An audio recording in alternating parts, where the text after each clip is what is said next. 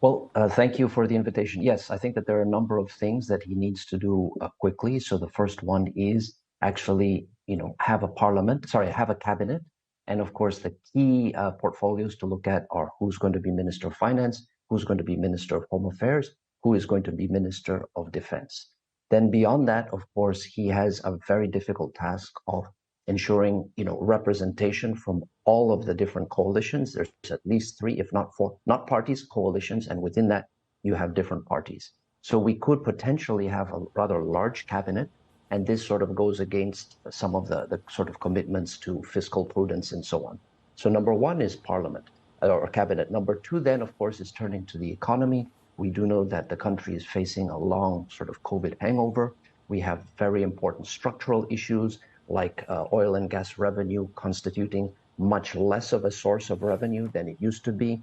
We also, of course, have issues of people that have taken out all of their savings from their pension systems. So, a lot of, shall we say, depleted savings. So a lot of need to kind of reactivate the economy. And then thirdly, I think there's the issue of actually reaching out across the divide, because there are many people that voted for Perikatan Nasional, both Bersatu and PAS, that would be feeling disenfranchised and left out. So I think that there does need to be some sort of effort to go across and establish why these people voted the way they did and where there is common ground.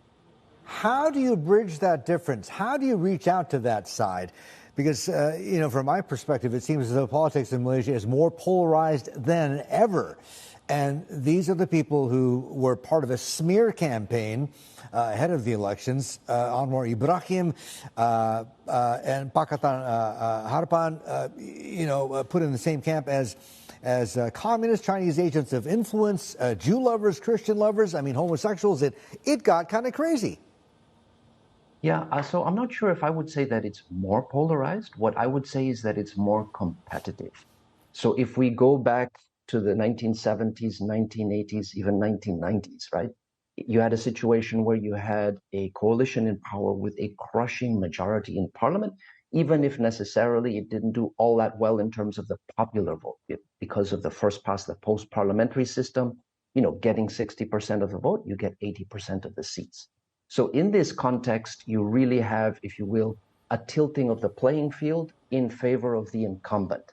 Now, things like greater urbanization, more diverse consumption of media, as well as over time, an opposition coalition that mirrors the same structure of the former ruling coalition by having various coalition partners. So you can pool candidates, you can field them strategically. So what we've seen is actually the majorities have come down. And over the last, 3, 4, 5 years, we've had parliamentary majorities of between 50 to 55%, which is very low for Malaysia. But if you look elsewhere in the world, is not that uncommon. And in addition, now we actually have 3 coalitions at the national level in the peninsula that vie for the vote, further decreasing the possibilities of a majority.